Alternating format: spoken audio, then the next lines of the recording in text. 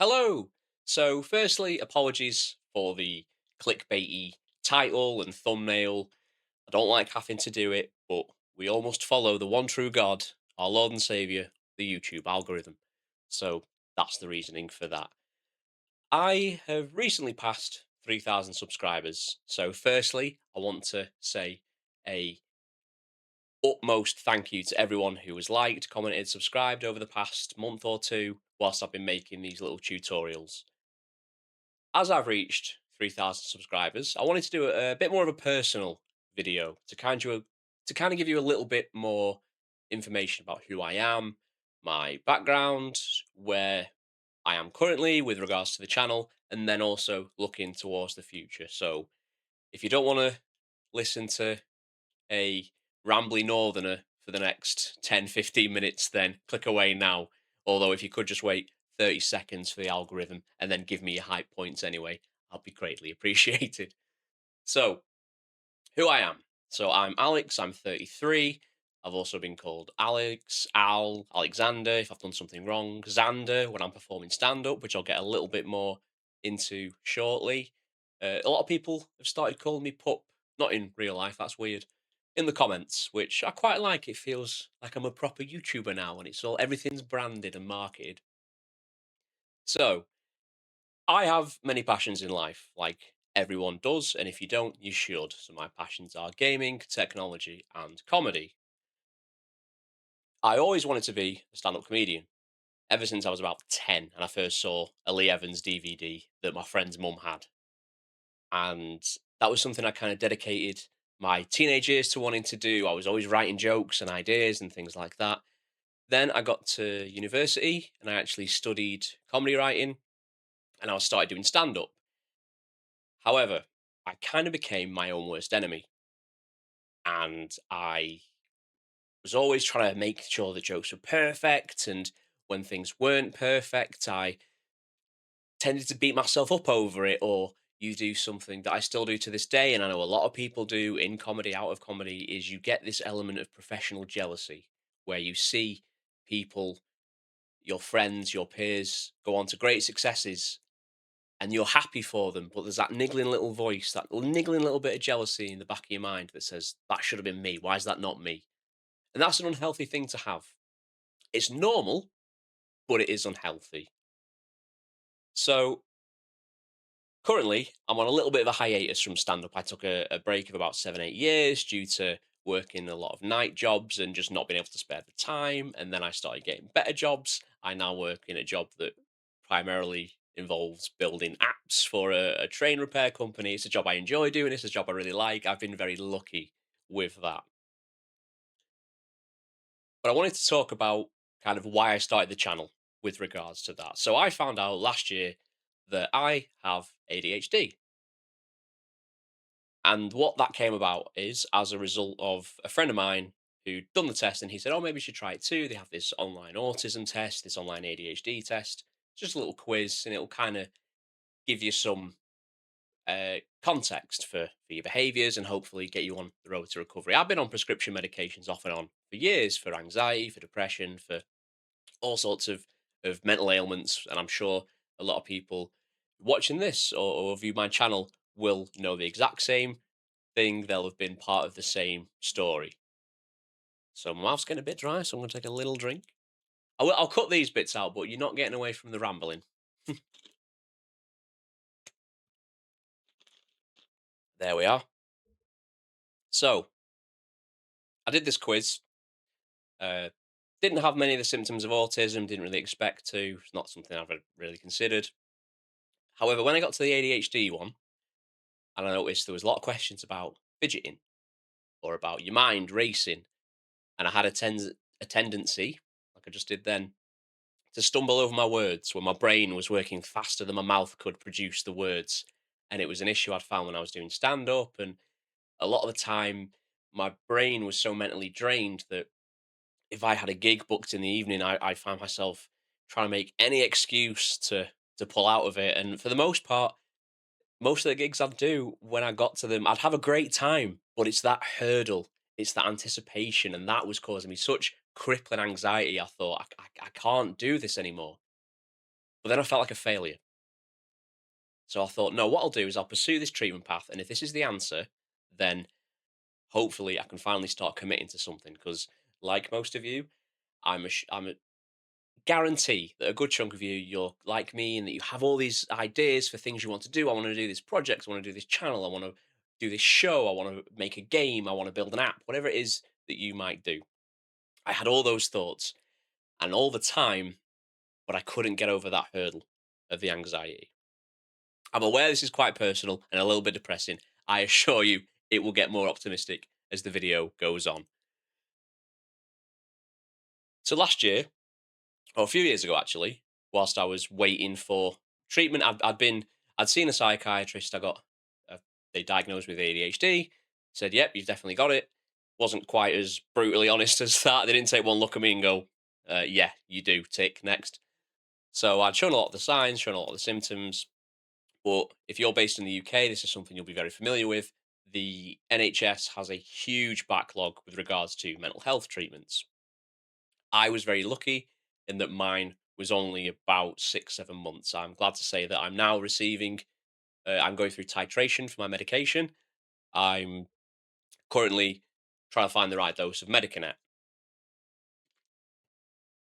which for the most part seems to have been working for me. So we'll need to find the right dosage because some of them can tend to wear off towards the end of the day, or they might give me things like headaches and things like that. So if you're suffering like me, there is light at the end of a tunnel.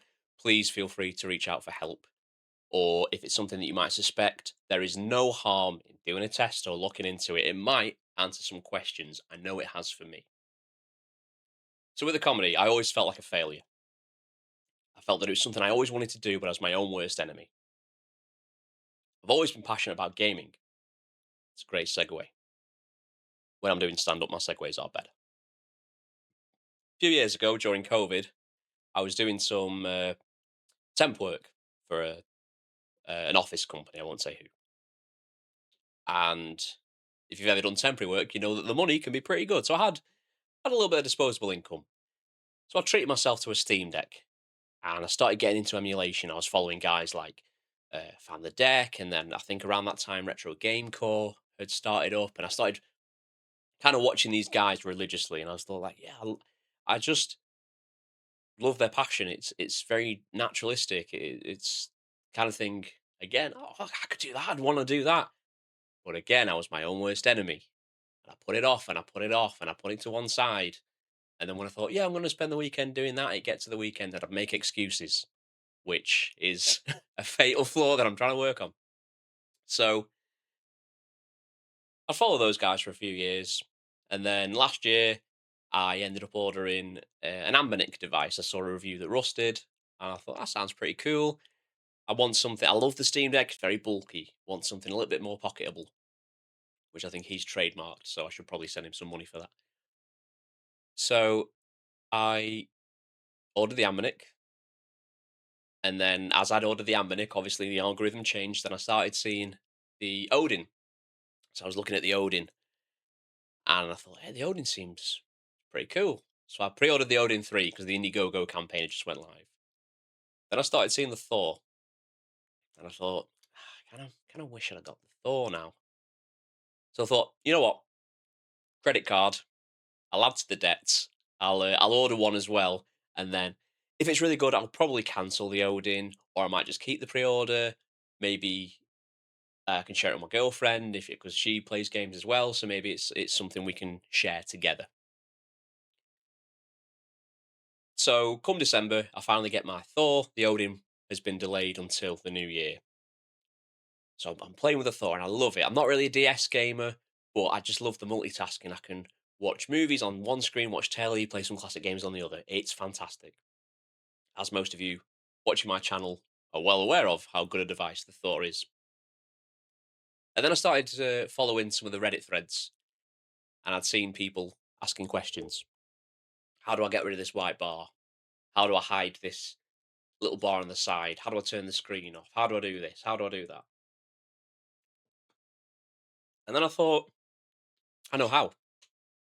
So I was replying to a couple of comments on an old Reddit account I had. And then I started. I thought I'll do a couple of videos because it's a little bit easier to kind of a show rather than try and explain.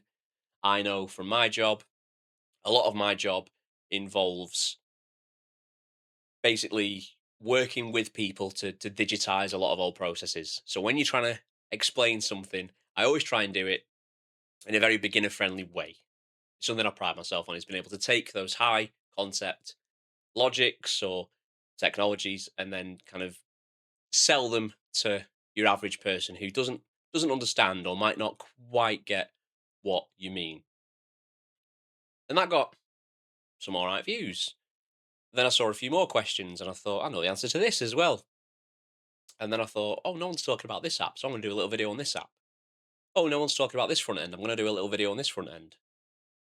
And then it grew exponentially. I'd had this channel registered since I was at college, like 15, 16 years ago. And I used to post the occasional little video for something I've done using the PlayStation's built-in share feature. Oh, I've done this trophy. Here's a guide how to do it. Oh, I've done this hard level on Ollie Ollie World or whatever it might be. So I'd kind of passively gained about 200 subscribers. So I thought I'll start taking this a bit more seriously. I've got 200 subscribers. So most of them will probably unsubscribe when I start actually posting stuff. That's fine, but it gives me a base level. So as you've seen, started posting the videos, started gaining subscribers pretty rapidly. Then I got monetized quite quickly. I thought it'd be a nice little goal. Oh, if I can get monetized within a year, that'd be great. Happened in a month. It happened so quickly, in fact, that when I'd applied for, so for those of you who aren't aware, the way YouTube monetization works is if you have, I think, 500 subs and is it 1,000 watch hours or 2,000 watch hours, whatever it might be, you can apply for monetization. That's the first part. The second part, when you hit 1,000 subs and you have, I think, 4,000 watch hours, that's when you unlock ads, and that's when you can start earning the good money. The first part, you can do things like memberships and stuff like that. They still send me emails nagging me to, oh, activate memberships. And I'm like, no, I don't have anything. At present, I don't have anything I think's worthy of charging people a regular fee. So I don't have a Patreon. I don't have anything like that. I have a Ko-fi, it's just like a tip jar, essentially, which I set up just because I had a few people ask how they could chuck me a few quid. So that happened quite rapidly. And then my mum and my girlfriend said, your channel's doing all right. And I said, yeah. So the feedback from you guys, especially the comments have been fantastic. There's been a couple of numpties, but that's inevitable. And if anything, because I have that background in stand up, you can kind of you give it him back. You have a little banter with him. So I thought this is something that I'm really enjoying. And for the first time in my life, it feels like I don't have that anxiety about putting out a new video. I'm not worried about them being perfect. As long as the sound's clear enough and the video's clear enough and I'm explaining my point in a way where people can follow it, that's good enough for me. It doesn't have to be word perfect. I don't want to. I tried writing a script and following a script. It didn't feel like me. It felt wooden. I know people that do that and they're great at delivering those scripts. I'm not. I prefer just to talk. So for every and R and time I accidentally misspeak and have to apologize in the comments to someone who's misinterpreted what I've said or whatever it might be, it comes from the heart. And I think that that's the best way to show passion. I didn't want to have a video where I've edited out every silence and edited out every and every R. I'm not a radio presenter. I don't have to worry about dead air. And then, especially with starting the medication, I was able to take a step back. So when I feel myself rushing and starting to talk too quickly, I can take a step back and I can pause and I can breathe and I can formulate what the next thought's going to be because this is my channel. And then I started to understand that the people who support you, they'll support you. Because I always had a bit of a distrust of people. Oh, yeah, great set, man. Yeah. Because, behind the back, they were like, yeah, whatever. And you guys are earnest and honest. And it's something that I'm very proud to have started to build a small community. So that's where we are currently. I'm very happy with how it's going. The channel has gone from something where I chuck a few videos on every now and then, to wow, this is actually bringing in a bit of money. I don't want to talk too much about specific earnings, but I'm pleased to say that in my first month of monetization, the cost of Thor has been covered, which I did not expect at all. So thank you again to everyone who has donated or who has watched, subscribed, liked, shared, commented. So now I want to talk about the future. So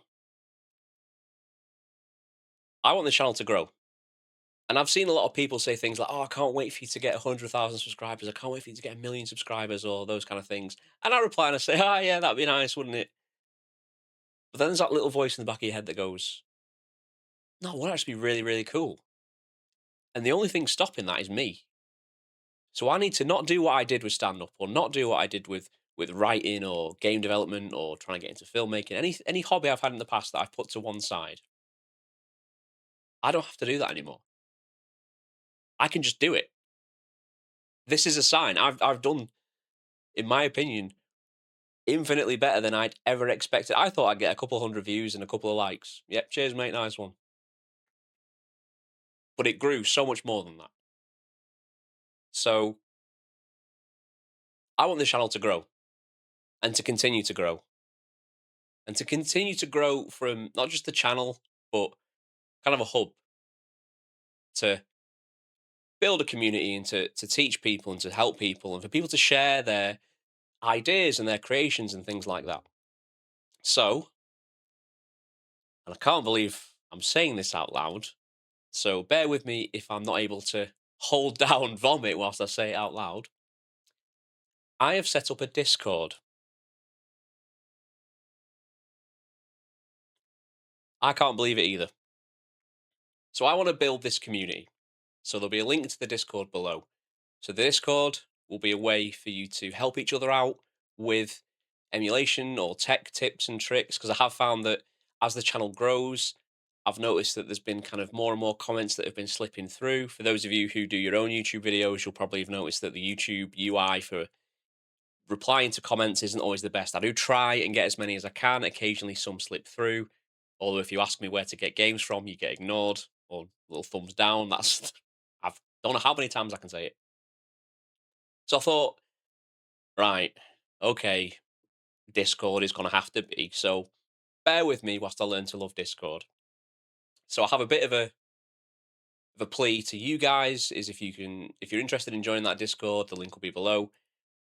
But I want your feedback. I want your guidance on how to make the most of it. Like, what type of videos you want to see, what things do you want me to cover.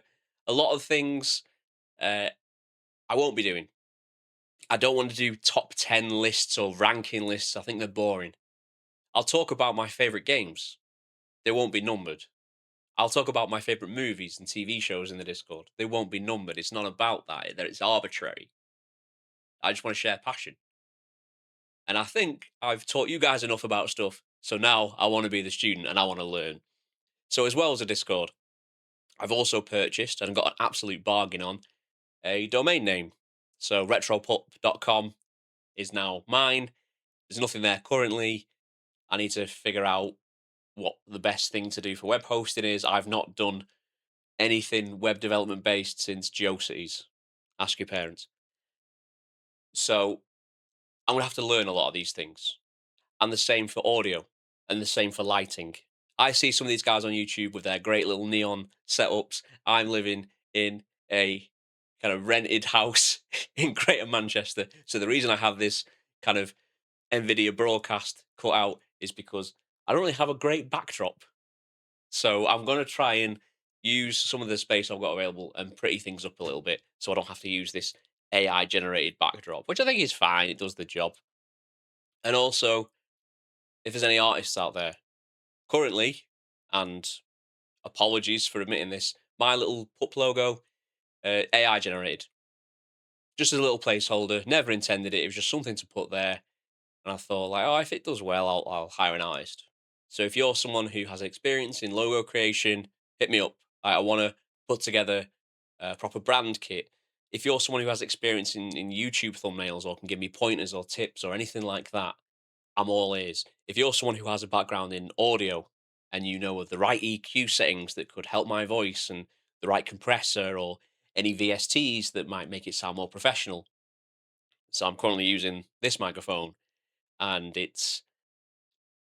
I know a little about a lot and a lot about a little. But those things I don't know a lot about, so I'll need your help and your guidance. So, firstly, as well, the Discord is going to be open to all. There's going to be no paywall. I don't agree with that. I'm not setting up a Patreon or anything like that. I don't want any of your money.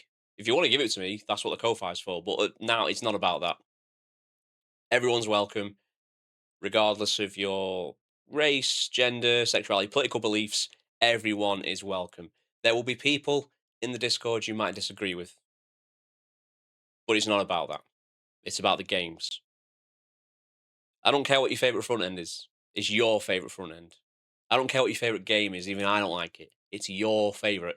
I want people to be able to share their passions without being judged by others. Because I think that's what a lot of people put themselves off is fear of judgment. And to loop it back round to the beginning, the reason I'm currently on a little hiatus from stand up again is because of that fear of judgment. I've had gigs where I've done really well. I've had gigs where I love it, and I know that I'm not bad at it. But that voice is scared of being judged. So if there's anyone out there who is in the same boat, don't worry, you'll figure it out. I didn't mean to sound a bit like a life guru, but like I said, this is all from the heart. It's all very rambly. So yeah, there'll be some links in the description. I apologize, this has gone on way longer than I intended. As a little bonus treat, however, if you've stuck with me this long, and I'm not putting chapters in this because you don't get to just skip to the good stuff at the end, I'd like to introduce you to someone.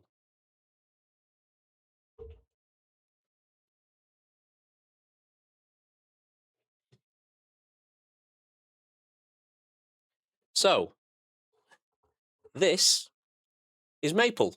This is the titular pup in RetroPup. So if you're wondering where the name came from, this is my gorgeous little cockapoo pup, Maple. She's 1 year old. My girlfriend's parents had a basset hound called Stan. And he passed away last year, and we were all absolutely devastated. He was a great dog. If you've ever had dogs, especially bassets, you know how loving they can be. After a few months of the silence in the house, her mum said, "I've seen these puppies online, and I think it's time that we've grieved. I think it's time we do look at getting a new puppy." So I said, "Can I come along? I want to see some puppies. I love dogs, always have done. Never had my own dog."